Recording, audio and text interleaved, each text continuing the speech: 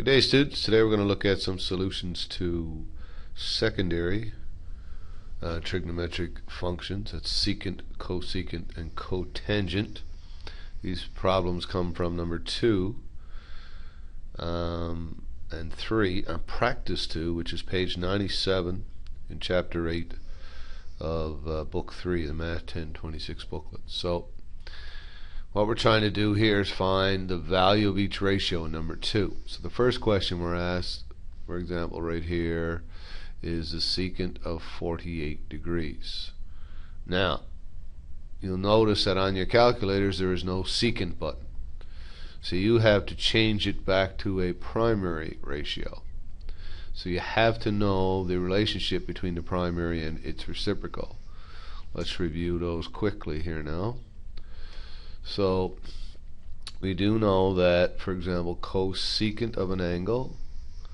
Alright, let me just change my pen a little bit thicker. The cosecant of theta is equal to, do you remember, 1 over sine theta.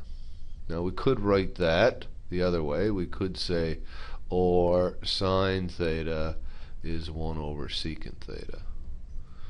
But the main way we use it is the first way, that cosecant theta is 1 over sine. So let's write that down here and leave it there for the rest of this problem. So cosecant theta equals 1 over sine theta. Okay, so we have reference for that. Now, there's 2 others. The next one is secant. Okay, and I'll write them down here so we can keep them there and use them. The next one is secant theta, and remember that secant theta is 1 over the cosine of the angle. And the last one we call cotangent theta, COT. Cotangent of the angle is 1 over the tan of the angle. Now I'm sure your teachers have gone over this with you in class. So how do we do these particular problems? Well, they are calculator problems, so we'll be using the calculator throughout this. However, we need to know what to do before we plug it in the calculator. Okay, so let's have a look at the first one. Now, cosecant of 48 degrees. Okay, what is the cosecant of 48 degrees? Well, the first thing you're going to, or the secant, sorry, secant of 48 degrees. So the first thing we're going to do is change that to whichever one it relates to. Now, secant is 1 over cosine, so that's 1 over the cosine of 48 degrees. And that's how simple you put it in your calculator. 1 divided by. Let's bring up the calculator here. Now notice I'm going to my mode. See mode there, second button from next to the blue button to the right. Hit mode and check that my calculator is in degrees. So go down to the third line, see it there? And this calculator is in degrees, which you want it to be, right? 1 divided by the cosine of 48, and hit enter. So that's how simple it is. It's 1.49447. Now let's just check instructions. Round your answers to 4 decimal places. So to 4 decimal places it would be 1.49477 before 5, wouldn't it? 1.4945. So the secant of 48 degrees is the same as the 1 over the cosine. There's your answer for A. Looking at B, cosecant of 39 degrees is going to be 1 over the sine of 39 degrees. Let's again pop the calculator up there. 1 divided by the sine of 39 degrees. And remember, we're going 4 decimal places. 1.5890. 1.5890. So that's the cosecant of 39 degrees. So these are all calculator questions. So they don't take too long. They're fairly quick. Now cotan, I'm sure you realize now, we're going to write it as a 1 over the tan of 18 degrees. And let's see what that is. So we do 1 divided by the tan of 18 degrees, and that's how we type it, just like that, is 3.07768, so 370777. Okay, so the answer is 3.0777, and that's of course the cotan of 18 degrees. So that's how you do that type. Now, what about in number 3, where you're asked to do the opposite? You're given the ratio. See, now we're given the ratio, and we got to work back and find the actual angle. Okay, so how do we do that? If you're given the ratio, see, and now find the angle A. And again, we know that when we're trying to find an angle using trigonometry, we have to use the inverse button on our calculator. However, you need to change it first. Now these are a little trickier, so pay close attention here now. Alright, so what we have, first thing I'm going to do is change both sides. I'm going to change secant to cosine. Remember, secant is the opposite is the reciprocal of cosine, right? Therefore I must take the reciprocal of the other side. See how we did that?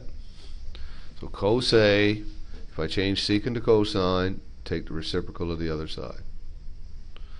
That means cosine A. Now we'll change it to primary function cosine. We can do that on our calculator. Now remember how we did that. Just review how we did that. Let's say I had cosine of A equal to 0.2367. Then I would write A equals the inverse cosine of 0.2367. Well, it's the same idea here. We're going to do the inverse cosine of this whole side. Okay? So it's going to look like this. It's going to be A, so write A. Okay, and let's go back to that color.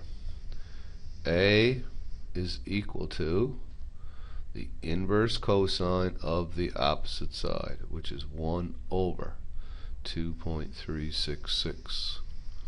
Now we've seen some weird things happen over the years with students. They've tried 1 over the inverse cosine of 2.366. If you try that, you're going to get an error, right? Because you can't get the cosine greater than 1. So if you come up with some odd answers or something, you're probably typing it in your calculator incorrectly. So be careful of the order. So that's basically how you do it. Alright, let me just move this over a little bit. Okay, so cosine of A. Now, what does that tell us? What do we get here?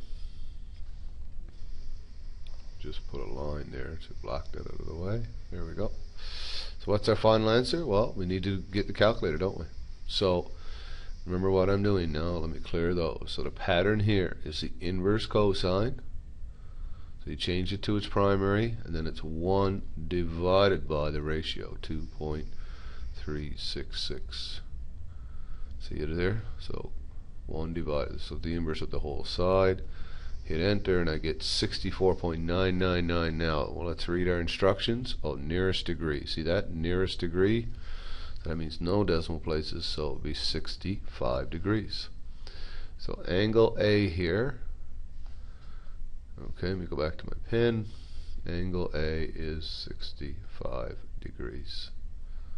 So there's the answer to the first one. Okay? Let's look at number 2. We got the cosecant of B. Now again, I'm changing cosecant to its primary, which is sine. And of course, if I do that, I must take the reciprocal of the other side. Then I use the inverse sine button on my calculator, the inverse sine of 1 divided by 2.366. And angle B is equal to what? Let's get our calculator and check. So it's the inverse second function, inverse sine of 2.366. Now it should come out to 25 degrees. Oh, I didn't put in a decimal here. Let me go back. Okay. 2. Oh, jumped ahead on me. 2 decimal 366. So there we go. Oh, I have an error. So let's go to the error and see what I did. Oh, 1 divided by. See? So if you don't type it in correctly, you get these weird answers, don't you? It's sine, inverse sine of 1 divided by 2 decimal 366. Now let's see if I have the right. Do I have it typed correctly now? Alright, let's try. And it's 25 degrees. Okay, so that's B, 25 degrees. Alright, and C, cotan C is 1.123. That means we change from cotan to its primary. And the primary for cotan is tan. That means I take the reciprocal. It's 1 over 1.23. That means C is the inverse tan of 1 over 1.123. And let's see what we get on our magic calculator here. Over. Now, so again, second, inverse tan in this case, 1 divided by 1.123, and we hit enter. I get 41.68. The nearest degree would be 42 degrees. So the answer to C is 42 degrees. So there's the 3 answers for number 3 as well. These are both on page 97 of book 3.